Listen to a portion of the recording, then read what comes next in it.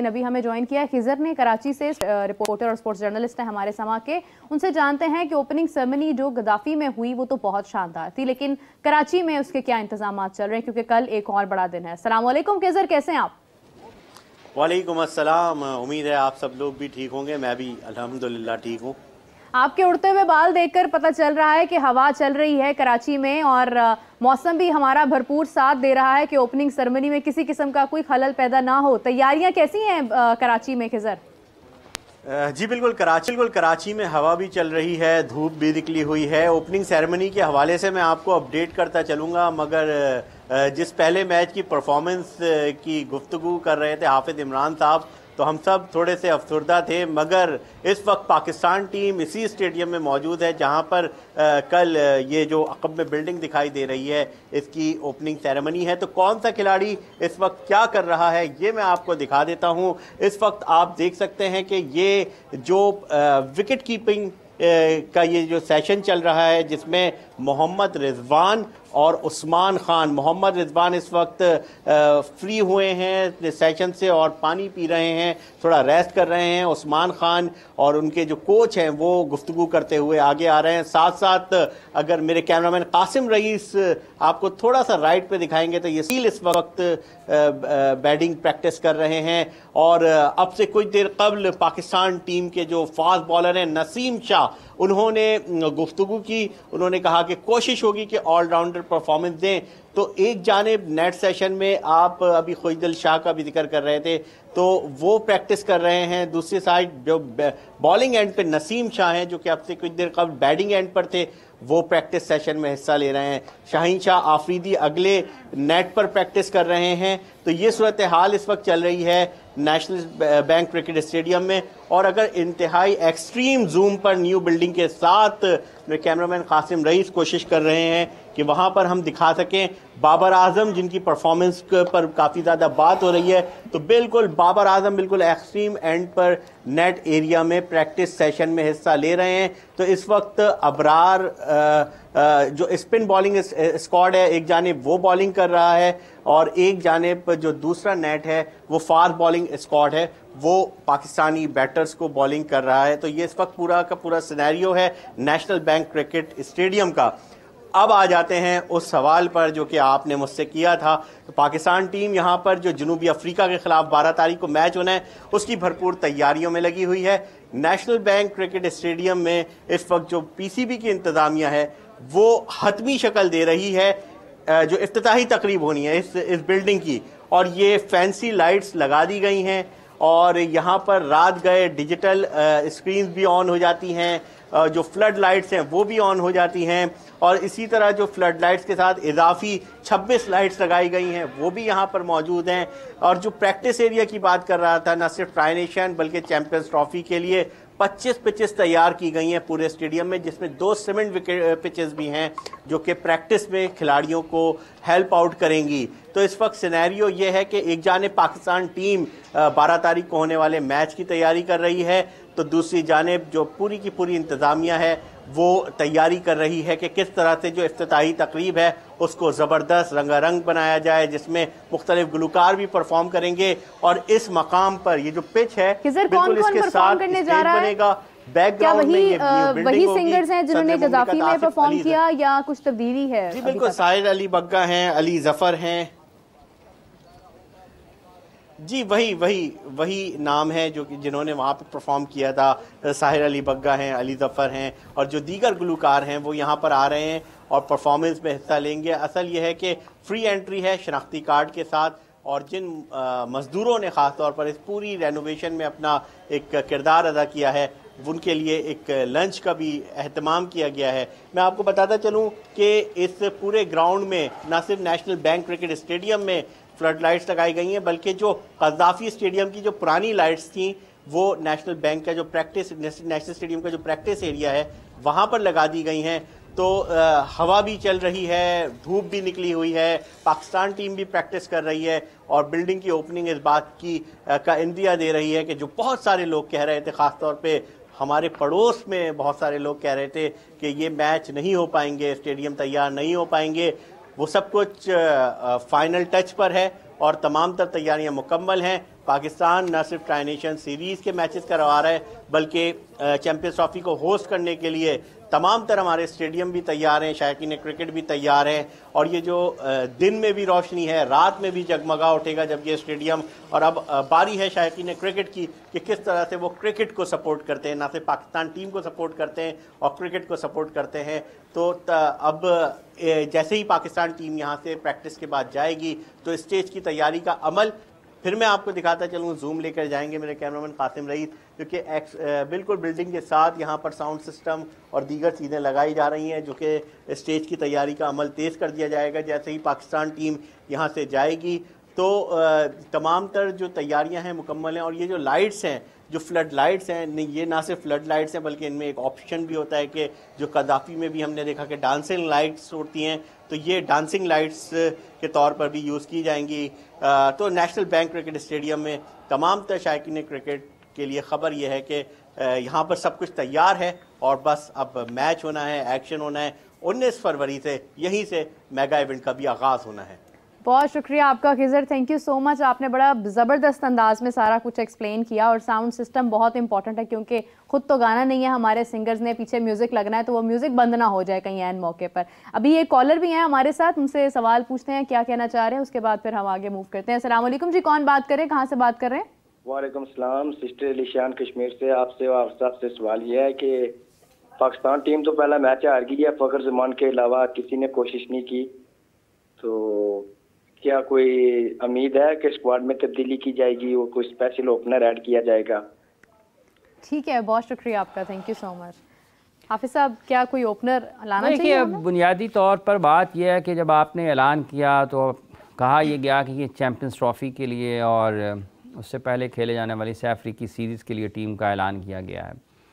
और उससे इस टीम के ऐलान से पहले यकीनी तौर पर काफ़ी वक्त पाकिस्तान क्रिकेट बोर्ड की सिलेक्शन कमेटी ने कोचिंग स्टाफ ने सिलेक्शन कमेटी से, कप्तान ने और तमाम लोगों ने जो भी इस अमल में शरीक है उन्होंने एक दूसरे के साथ बातचीत की होगी, बहस मुबासा किया होगा, गौर व फ़िक्र किया होगा और उसके बाद वो इस नतीजे पर पहुँचे होंगे कि हमें इस कॉम्बिनेशन के साथ जाना चाहिए जिसका उन्होंने ऐलान किया। तो अब जबकि आप चैम्पियंस ट्रॉफ़ी से सिर्फ 8-9 दिन की दूरी पर हैं तो और आप एक मैच हार गए हैं, तो उसके बाद कोई तब्दीली होनी नहीं चाहिए, क्योंकि अगर इतनी ज़्यादा गुफ्तगू के बाद आप इस नतीजे पर पहुँचे और 1 या 2 मैचेस के नताइज के बाद आपकी वो सारी गुफ्तगू गलत साबित हो जाए आपको, तो वो तो फिर आप जितने भी लोग उस अमल में शरीक थे गुफ्तगू के, तो फिर तो उनकी फ़ैसला साजी की क़ुव्वत और सलाहियत सवालिया निशान होती है। तो क्या आप ऐसे अफराद के हवाले अपनी क्रिकेट को करना चाहेंगे जिनके हर 24 घंटे के बाद ख़यालात बदल जाएँ खिलाड़ियों के बारे में? क्योंकि ना तो इनको मुंतखब करने से पहले किसी को कोई इनके बारे में लाइलम था कि ये कौन है। सब मुकम्मल तौर पर इल्म रखते थे, माजी के तजर्बात उनके सामने थे, मुशाहिदा था सबका कि किसको क्यों मुंतखब कर रहे हैं। तो अब तो नहीं होना चाहिए, अब तो खिलाएं आपने जिन 15 को मुंतखब किया है और उन्हीं के साथ आप आगे बढ़ें। अगर खुदा न खास्ता नताइज ख़राब आते हैं, अल्लाह ना करे कि नताइज ख़राब आएँ, अगर नताइज ख़राब आते हैं तो जिन लोगों को आपने मुंतखब किया है ये कोई ऐसे नहीं है कि इसमें बहुत ज़्यादा ऐसे हैं जिनकी अभी 25-25 साल की या 10-10, 12-12 साल की, 15-15 साल की क्रिकेट पड़ी होगी नौजवानों में। तो आपको ये भी पता चल जाएगा कि ये इनका मुस्तकबिल क्या हो सकता है, ये किस हद तक पाकिस्तान के काम आ सकते हैं। और जिन्होंने मुंतखब किया था उनकी सोच के बारे में भी लोगों को पता चल जाएगा कि इन्होंने किस सोच के तहत ऐसे खिलाड़ियों को मुंतखब किया था कि जब आप एक स्पिनर के साथ जा रहे हैं और आप एक फास्ट बॉलर, एक आप ओपनर के साथ जा रहे हैं, तो ये दोनों चीज़ें अपनी अपनी जगह पर एक सवालिया निशान है। अल्लाह करे कि इन दोनों चीज़ों में हम जितने भी लोग पाकिस्तान में इस सिलेक्शन के ऊपर तनकीद कर रहे हैं, अपने ख्यालात का इज़हार कर रहे हैं, वो गलत साबित हों। पाकिस्तान की टीम बेहतर खेले, पाकिस्तान के इन लोगों को इन खिलाड़ियों को जिन लोगों ने मुंतखब किया है वो उनके सर फ़ख्र से बुलंद हों, इन खिलाड़ियों के सर फ़ख्र से बुलंद हों। ये पाकिस्तान के लिए चैम्पियंस ट्रॉफ़ी उठाएँ, ये पाकिस्तान के लिए अगर चैम्पियंस ट्रॉफ़ी उठाएंगे तो पाकिस्तान में सब लोग खुश होंगे, जो तनकीद कर रहे हैं वो भी खुश होंगे, क्योंकि अल्टीमेटली कोई तारीफ़ कर रहा है या कोई सिलेक्शन के ऊपर अपने तहफ़्फ़ुज़ात का इज़हार कर रहा है, दोनों हलकों का मकसद यही है कि पाकिस्तान की क्रिकेट टीम को जीतना चाहिए। तो पाकिस्तान की क्रिकेट टीम जिस अंदाज में भी जीते वो ठीक है, लेकिन जैसे इनका सवाल है, अब एक मैच में नाकामी के बाद आप इमाम को ले आएँ, आप सुफियान को ले आएँ, आप उसको ये उससे बड़ी गलती है ना कि आप मतलब एक मैच हारने के बाद अब आप मजीद तब्दीली करें, ये उससे बड़ी गलती है। क्या मतलब उसको कहा जाता है, उजरे गुनाह बदतर गुनाह। हाँ, ठीक है, कौन सा गुनाह? उजरे गुनाह बदतर गुनाह के बाद उजरे गुनाह बदतर गुनाह। मतलब आप उसको तो ये होना नहीं चाहिए। देखें ना, अब अगर आप एक मैच के बाद किसी भी खिलाड़ी को निकालते हैं, हाँ। या फर्ज कर लें किसी भी खिलाड़ी को आप बगैर कोई मैच खिलाए टीम में तब्दीली कर देते हैं, तो एक तो उसका नुकसान ज़हनी तौर पर और उसका मुआशी तौर पर कि यार अपनी क्रिकेट के और आपकी स्टेबिलिटी क्वेश्चन होती है ना, क्या होगा ना, आपका प्लान, आपका रोड मैप तो क्या है। और फिर जब आप जिसको शामिल करते हैं, अगर फर्ज कर लें वो परफॉर्म नहीं कर पाया, हाँ। तो फिर उसका भी नुकसान। यार लो जी, इतना प्रेशर था, इतनी दबाव आया, इसको लेके आया, इसने क्या कर दिया। ऐसे टीमें नहीं बना करती हैं। तो इस सोच से और इस तर्ज अमल से और इस फिक्र से और इस काम करने के अंदाज को बदलने की ज़रूरत है। वगरना पाकिस्तान 2023 से मतलब ज़्यादा पीछे नहीं जाते, 2023 से लेकर अब तक पाकिस्तान हारते चला आया है, तो आप हारते रहेंगे। आप देखें कि अभी जिस तरीके से इंडिया ने कल क्रिकेट खेली है, रोहित शर्मा ने परफॉर्म किया है, जडेजा परफॉर्म कर रहे हैं, शुभमन गिल परफॉर्म कर रहे हैं, श्रेयस अय्यर परफॉर्म कर रहे हैं। उनके बैटिंग ऑर्डर देखें, उनका बैटिंग ऑर्डर देखें कि क्या आपको वहां पर कोई तब्दीली नजर आती है। हाँ, आप देखें कि वो एक स्पिनर की हैसियत से अगर टीम में है तो वो batting, this is known as the all-rounder ना, कि कम से कम बैटिंग भी भरपूर अंदाज में करें तो सही। तो यहाँ पर हमारे, अच्छा हाफिज साहब, आपने बात की, कतई कलामी की माजरत चाहती हूँ, मैं उस बात पर वापस आना चाहूंगी। आपने कहा था कि बैटिंग फ्रेंडली कंडीशन है, और यहाँ पर अगर हमारे बैटर्स हैं, स्पेशलिस्ट बैटिंग के लिए उनको जाना जाता है, कम से कम उनको तो रन्स करने चाहिए थे। फ़खर जमान ने 84 रन्स किए 69 बॉल्स के ऊपर। बाबर आजम के 10 रन हैं, कामरान गुलाम के 18 हैं, रिजवान के 3 हैं, सलमान अली आगा के 40 हैं, तैयब ताहिर के 30 हैं, खुशदिल शाह के 15, शाहीन आफरीदी 10, नसीम शाह 13 और अबरार अहमद 23 रन। हारिस रो वैसे ही इंजर्ड हो गए। तो हाफिज साहब ये मतलब पेन निकल आई उनको। तो अब देखें आपके अगर बैटिंग फ्रेंडली कंडीशन के अंदर ये हाल है कि किसी की 50 नहीं हुई है एक्सेप्ट फ़खर, तो फिर अगर कोई कंडीशन मुश्किल होती है, जैसे कहा जाता है कि भाई आपको मतलब दूसरी टीम ने जिस तरह 350 रन के करीब रन कर दिए, 330 रन कर दिए, तो वो अगर उन्होंने बैटिंग का फ़ायदा उठाया, हमारे लिए अगर कभी कंडीशन मुश्किल होती है, उस वक्त हम क्या करेंगे?